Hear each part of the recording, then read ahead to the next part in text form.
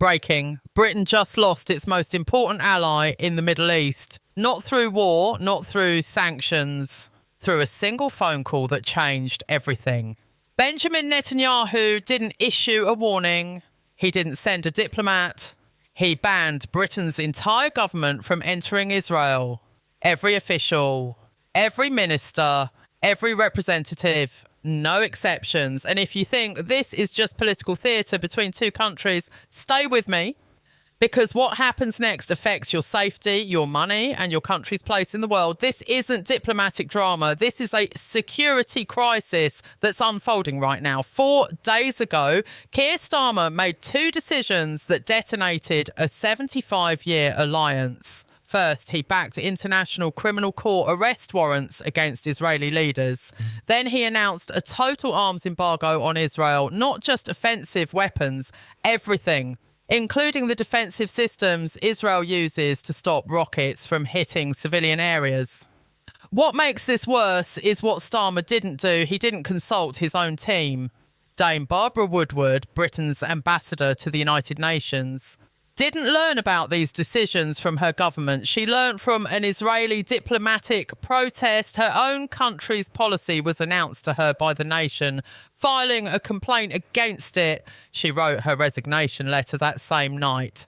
If you want to follow this story as it develops hour by hour, hit subscribe now, because this is moving faster than any diplomatic crisis in modern history. And what comes next will shock you. The Foreign Office was blindsided. British intelligence agencies had no warning. Even David Lammy, the Foreign Secretary himself, had no idea what was coming, and he was about to find out in the most humiliating way possible. That's when Netanyahu struck back. Lammy was mid-flight to Tel Aviv for scheduled diplomatic meetings when Israeli air traffic control pulled his landing clearance, just revoked it. The plane was over the Mediterranean when the order came through.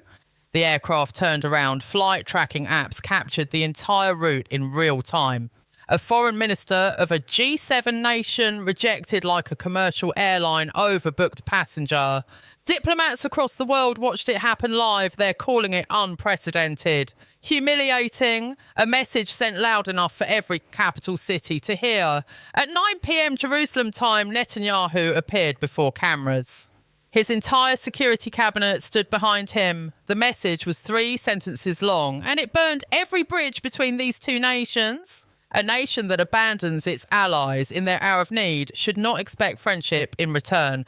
Within 6 hours, Israel suspended all major intelligence sharing frameworks with Britain, agreements worth billions of pounds, programs built over decades, gone overnight. And here's what that actually means for people living in Britain. Over the past 3 years, Israeli intelligence stopped 17 planned terror attacks on British soil. 17. That protection just vanished. Israeli cybersecurity teams actively monitor Britain's energy grids, water systems and financial networks against foreign hacking and sabotage. That monitoring is being withdrawn right now. Mossad sources are now classifying British officials as security risks. Senior Israeli figures say the breach is permanent, irreversible. Those aren't negotiating words, that's policy. Let me give you a real example. Michael Green's daughter is alive today because Israeli intelligence caught a kidnapping plot against her in 2021. They shared that information with British authorities in time to stop it. That collaboration, that system that saved his daughter's life no longer exists for British families. Former MI6 chief Sir Alex Younger called this the worst foreign policy decision since the Suez Crisis in 1956. Lord Robertson, former NATO Secretary General, said Britain just lost its most valuable intelligence partner in the most dangerous region on Earth. These aren't politicians with an agenda. These are the people who spent their careers building the security architecture Starmer just demolished with 2 announcements.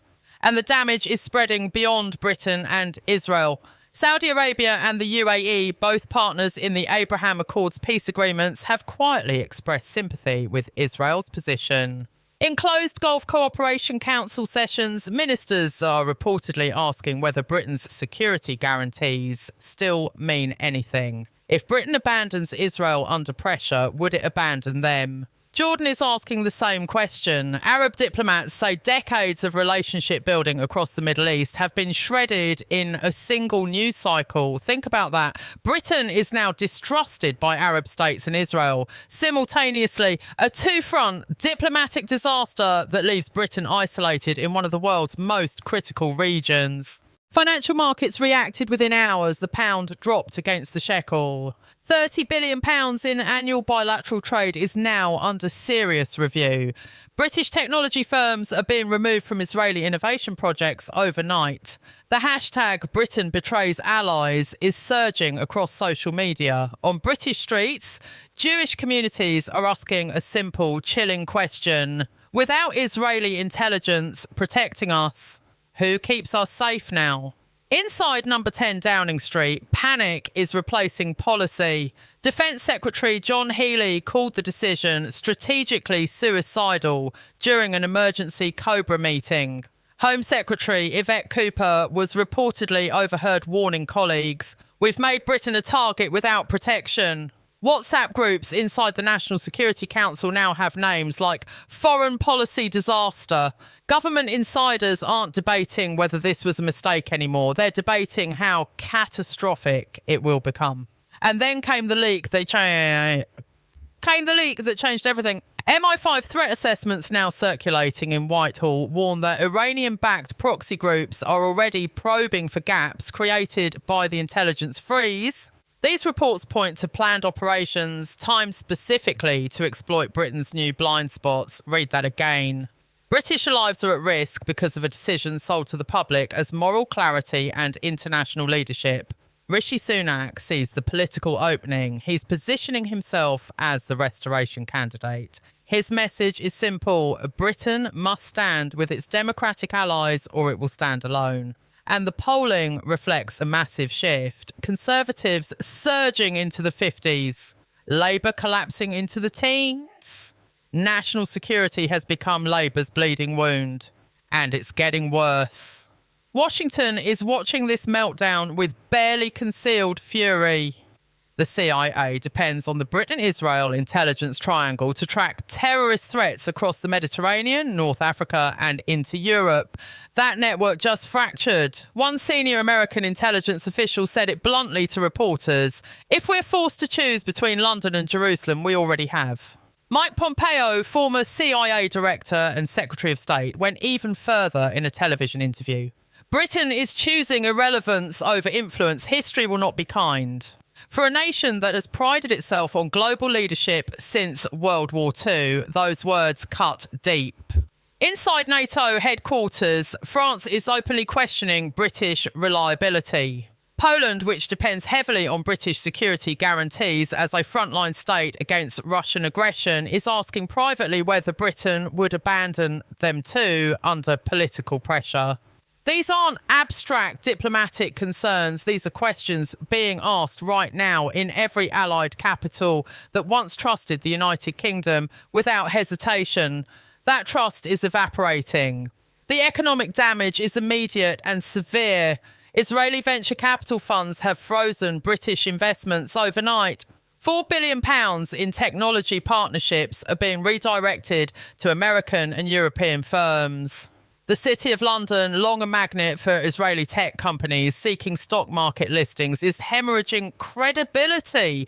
Cancer research collaborations, pharmaceutical development projects, joint defence contracts. Analysts are projecting losses exceeding £100 billion across biotechnology, cybersecurity and defence sectors over the next 5 years. Britain's economic arteries are being cut and it's self-inflicted. Inside Israel, the consequences are personal and total. British students have been expelled from Israeli university exchange programs.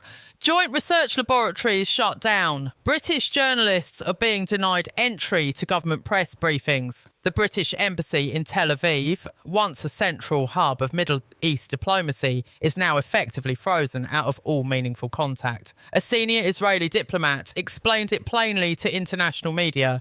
This isn't retaliation, it's demonstration. We're showing the world exactly what happens when trust breaks at this level.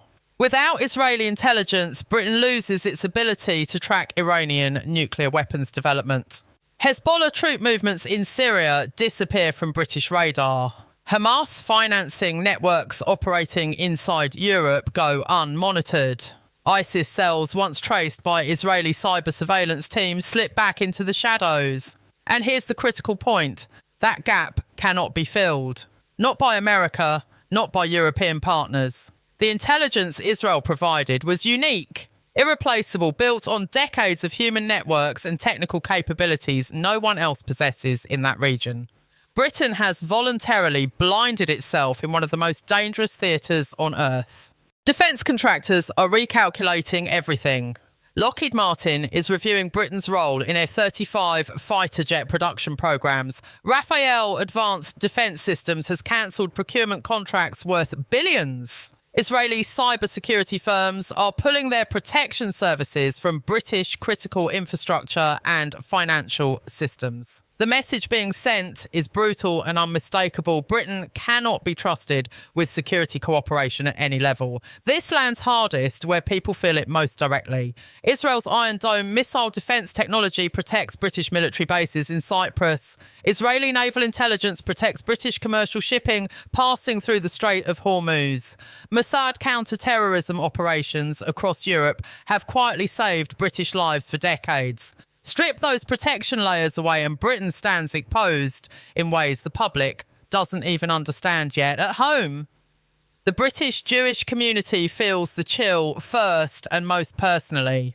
Synagogues that relied on Israeli security consultation are suddenly operating without that guidance. Jewish schools that worked with Israeli protection specialists are scrambling to fill the gap. Community leaders describe a wave of anxiety not seen in decades. Immigration inquiries from British Jews to Israel and the United States are spiking dramatically. The chief rabbi has called an emergency meeting of community leaders. The message spreading through British Jewish communities is devastating and simple. The government has abandoned us. And as that fear spreads through one community, Europe watches nervously. If Britain folded under political pressure with Israel, would it fold with them when tested? Baltic states watching Russian aggression wonder the same thing. NATO Secretary-General Mark Rutte has reportedly expressed private concern about Britain's commitment to collective allied defence. Britain risks standing alone, not through isolationism or strategic choice, but through sheer incompetence at the highest levels of government.